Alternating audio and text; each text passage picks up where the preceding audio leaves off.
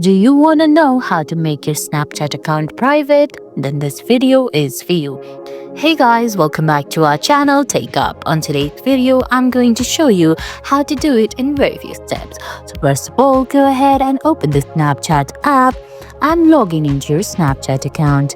Now, go ahead and tap on the Bitmoji on the top left corner of the screen. Then go to Settings by tapping on the gear icon on the top right corner of the screen.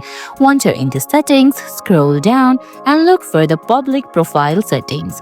Tap on your name's Settings, then scroll down all the way to the end where you'll see Clear Public Profile option, which is written in red color. Tap on it, then select Clear again. Then you'll successfully make your Snapchat account private. And guys, that's it. I hope you found this video helpful. If you did, please give it a thumbs up, leave a comment, subscribe to our channel and hit that bell icon. See you in the next video. Thanks for watching.